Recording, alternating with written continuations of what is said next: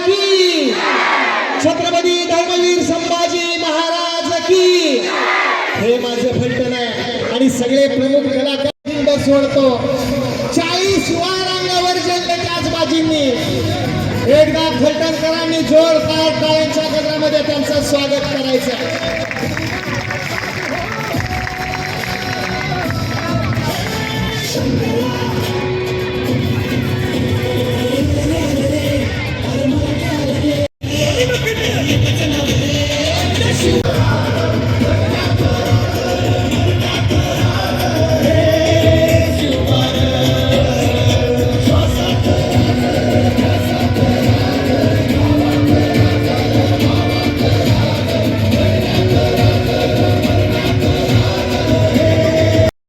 स्वागत करतो सर.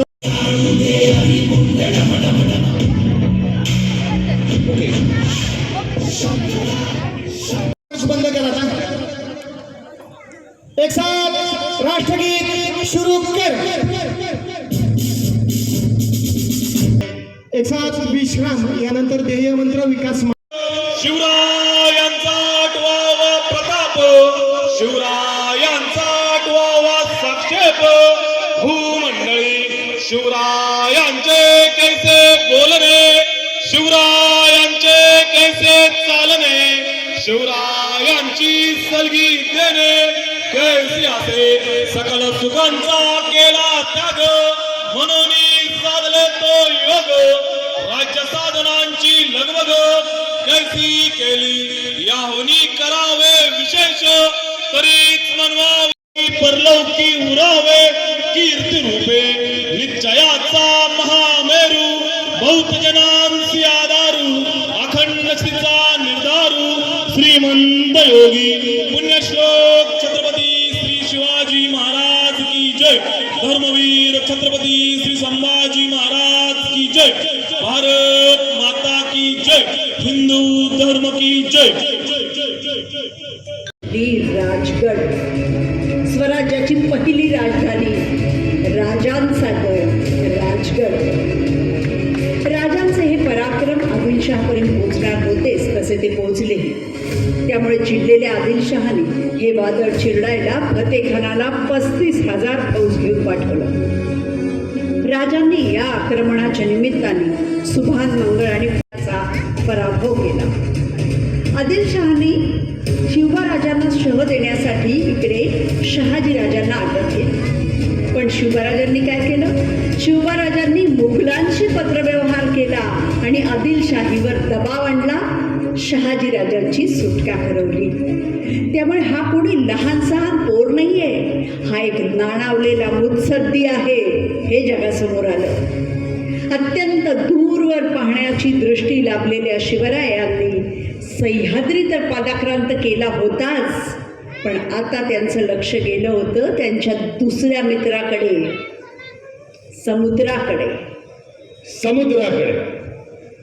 मंडळी, किनारपट्टीवर राहणाऱ्या आपल्या बांधवांच्या सुरक्षेसाठी दर्यावरच्या गोऱ्या टोपीकर, डच वलंदेज, फ्रेंच यांच्याच प्रमाणे मराठ्यांचं सुद्धा सुसज्ज असं आरमार असावं असं महाराजांना वाटायला लागलं. महाराजांच्या गुप्तहेरांनी कोकणचा दौरा करून माहिती दिली कल्याण आणि भिवंडीची. राजांनी बोल बोल म्हणता कल्याण आणि भिवंडी ही दोन्ही महत्वाची ठाणी एकाच दिवशी दिनांक 24 ऑक्टोबर 1657 या दिवशी जिंकली आणि तिथं जहाज बनवायला सुरुवात केली. हे काम राजांनी रुई लैताब विएगस आणि त्याचा मुलगा फर्नाव या टोपाज पितापुत्रांकडे सोपवलं. ही गोष्ट पोर्तुगीज गव्हर्नरला कळली. पोर्तुगीजांना काय हवं होतं? पोर्तुगीजांना हिंद महासागरावरती सत्ता हवी होती आणि त्यासाठी ते काय वाटेल ते करायला तयार होते. साहजिकच पोर्तुगीज गव्हर्नरने विचार केला की शिवरायांसारखा या देशातला इतका ताकदवान राजा जर समुद्रावर आला तर आपल्याला काही इथे लूट करता येणार नाही. त्यामुळे मग त्यांनी वसईच्या कॅप्टनला पत्र लिहिलं की शिवाजी राजांचं काम सोडून सगळेजण निघून जा. हे जर तुम्ही केलं तर आकाशातला पिता आणि तुमचा पोर्तुगीज राजा यांची सेवा घडेल. हे परकीय लोक त्यांच्या देशासाठी काय वाटेल ते करायला तयार होतात. मग पैसा, प्रसिद्धी, प्रतिष्ठा कुठलीही गोष्ट त्यांना अडवू शकत नाही. तर इकडे गव्हर्नरचं पत्र मिळताच एका विएगस सकट सगळे फिरंगी टोपाज लोक काम सोडून गेले निघून.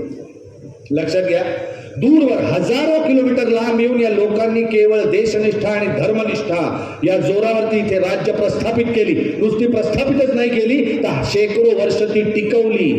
या कार्यक्रमाची योजना हेच तुमच्याशी वाटून घेण्यासाठी आहे.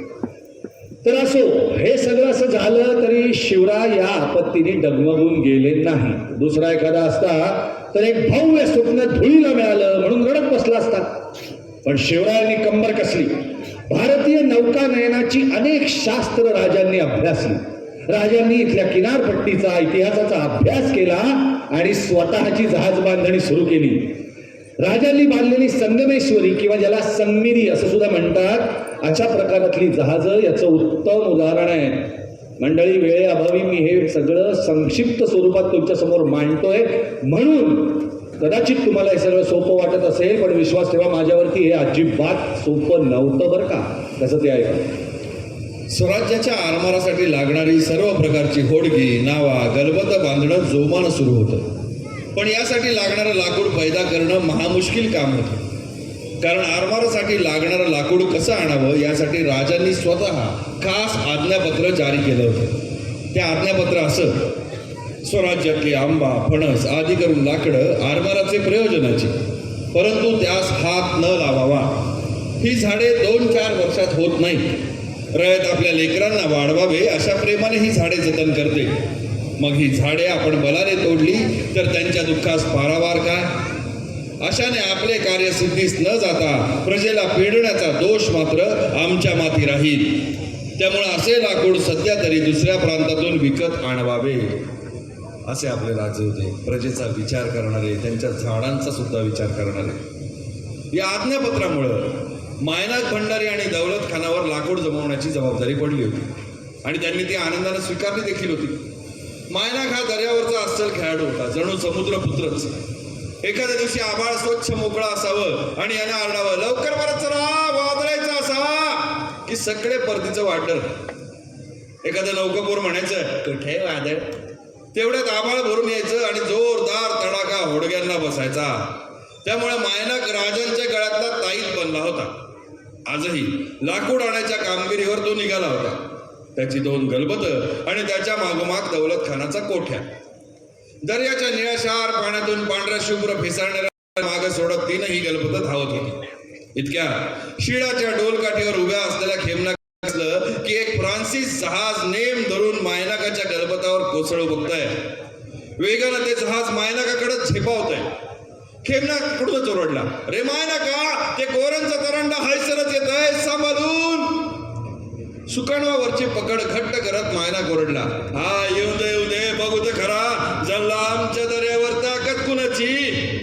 आणि तसाच उजव्या हाताचा भार सुकाणवावर घालत त्यानं समोरच्या फ्रान्सिसी जहाजाचाच मोहरा धरला. समोरच्या जहाजावरचे गोरे ओरडू लागले. खेमनाकानं शिडा पक्की बांधली आणि दौलत खानानं त्याच्या कोट्यावरचे खलाशी आरडून ओरडून हुशार केले.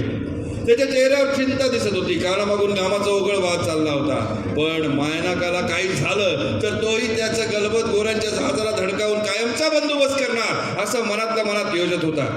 इकडं मायनाकाच्या चेहऱ्यावर मात्र तिळभर सुद्धा भेव नव्हतं, कारण तो समुद्राचा पुत्र होता. समोरच्या गोऱ्यांच्या जहाजावरचा अधिकारी सुद्धा निर्णावलेला होता.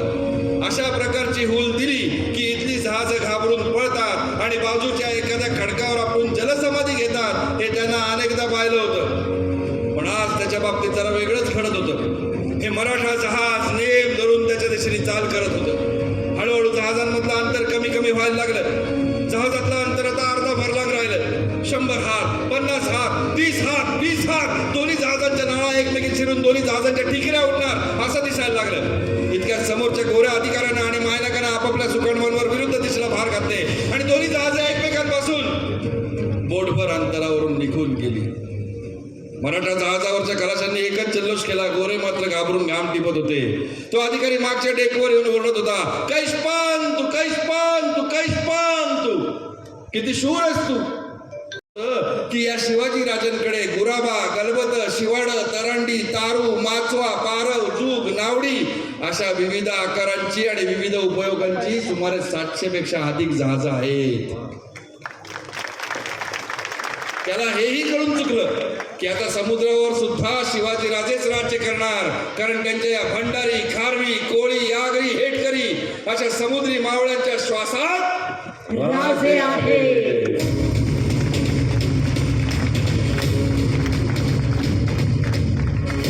तर मंडळी हे सगळं होईतो आता आजूबाजू बडी बेगम साहेबा यावेळी सगळा कारभार बघत होती. तर हिला नुसतं बडी बेगम नाही म्हणायचं बरं का. ताजुल मुखद्दिरात बडी बेगम साहेबा अशी भली थोरली बिरुदावली बाळगण होती ती. असू देत बिचारे, आम्ही तिला फक्त बडी बेगमच म्हणणार. एवढं बिरुदावली म्हणण्यात या कार्यक्रमाचा वेळ कोण वाया घालवणार हो. तर तुम्हाला सांगतो मंडळी, ही बडी बेगम म्हणजे घडवलं तर. आणि मग खुद्द शहाजीराजांना तिने भर दरबारात विचारलं, शहाजी, आपका बेटा सल्तनत से बगावत करता है, आप उसे समझाते क्यों नहीं?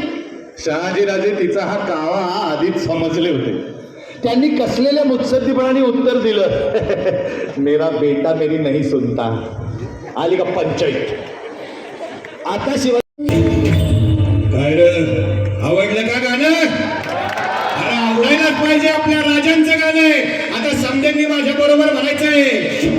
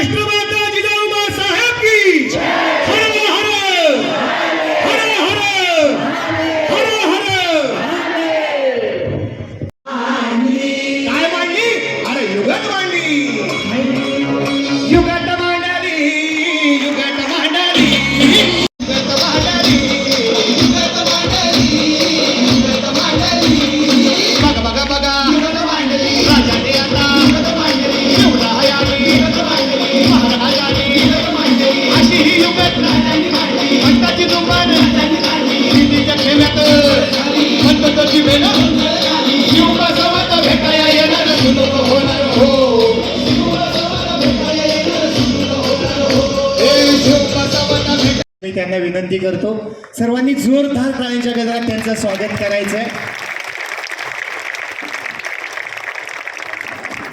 यानंतर अजय पुरकर यांचाही सन्मान श्रीमंत संजीवराजे नाईक निंबाळकर, बाजी प्रभूंची देशपांडेंची भूमिका त्यांनी घेतलेली आहे, तानाजी मालुसरेंचीही घेतलेली आहे.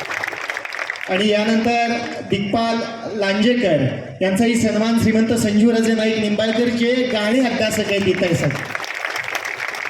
आणि खऱ्या अर्थानं युगत मांडली या गाण्याचे गायक, आपल्या सर्वांच्या अंगावर शहारे आणणारे अवधूतजी गांधी. एकदा जोरदार टाळ्या त्यांच्यासाठी. त्याचबरोबर या ठिकाणी करिअर आणि ध्येय अकॅडमीचंही श्रीमंत संजीवराजांच्या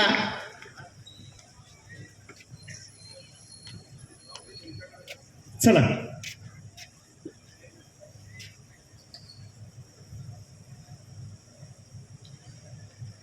या ठिकाणी आपल्या सर्वांसमोर दिग्पाल लांजेकर हे आपल्यासमोर 2 मिनिटं बोलतायत. सर्वप्रथम सर्वांचे खूप खूप आभार. श्वासाचं राज ध्यासाचं राज या कार्यक्रमाची संकल्पना थोडक्यात सांगतो. श्री शिवराज अष्टक या चित्रपट मालिकेला तुम्ही सगळ्यांनी खूप खूप प्रेम दिलेलं आहे. 6 चित्रपट या 8 चित्रपटांपैकी पूर्ण झालेले आहेत आणि तुमच्या सगळ्यांच्या बळावर आम्ही हे 8 चित्रपट लवकरच पूर्ण करू याची आम्हाला खात्री वाटते. आपल्याकडे दुर्दैवाने शिक्षण पद्धती जी चालू आहे त्याच्यामधनं बऱ्यापैकी महाराजांचा आणि मराठ्यांचा इतिहास हद्दपार करण्याचा प्रयत्न चालू आहे. CBSEच्या पाठ्यपुस्तकातून शिवाजीराजांचा इतिहास हटवला गेला आणि केवळ 68 शब्दांचा धडा त्यांच्यावरती ठेवण्यात आलेला आहे. आणि या कार्यक्रमाची खरं तर प्रेरणा ठरली ही घटना, आणि त्यामुळे गावोगाव जाऊन आम्ही हा इतिहास थोडक्यात सांगायचा प्रयत्न करतो आहोत या कार्यक्रमाच्या माध्यमातून. आणि आज या ठिकाणी म्हणजे छत्रपती शिवाजी महाराज यांची सासूरवाडी आणि छत्रपती महाराणी सईबाई साहेब यांचं माहेर धर्मवीर छत्रपती संभाजी महाराज यांचा आजोळ फलटण इथे हे सादर करण्याचं भाग्य त्यांच्या वंशजांच्या समोर आम्हाला लाभलेलं आहे. या सगळ्याबद्दल आम्ही तुम्हा सर्व फलटणवासियांचे श्री शिवतीर्थ फलटण याचे माननीय गणेश शिरतोडे आणि त्यांचे सहकारी या सर्वांचे आभार मानतो की आम्हाला ती संधी दिली, आणि श्रीमंत संजीवराजे नाईक निंबाळकर यांना मानाचा मुजरा करतो. आमच्या सगळ्या टीमकडनं हे तुम्हा सर्व फलटणवासियांना पुन्हा एकदा मानाचा मुजरा. जय शिवराय. यानंतर श्रीमंत संजीवराजे नाईक निंबाळकर 2 मिनिटं बोलतील.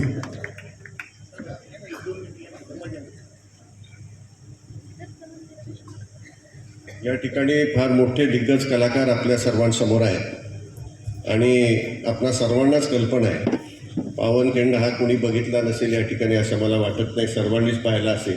आणि त्यामध्ये बाजीप्रभूंची भूमिका ज्यांनी ज्याप्रमाणे साकारली ते आज प्रत्यक्ष तुमच्यासमोर आहेत. त्याचप्रमाणे मृणालताईसुद्धा यांनी जिजाऊंची भूमिका साकारली त्या आपल्यासमोर. हे सर्वच, आणि आपण गांधी साहेबांनी तर गाणं करून आपल्या सर्वांना मंत्रमुग्ध या ठिकाणी केलं. आपल्या वाणीतून आपण सर्वजण मंत्रमुग्ध झाला, आणि ही सर्व दिग्गज कलाकार या ठिकाणी फलटणला आले. आपल्या सर्व फलटणवासियांकडून त्यांचे मी मनापासून आभार मानतो.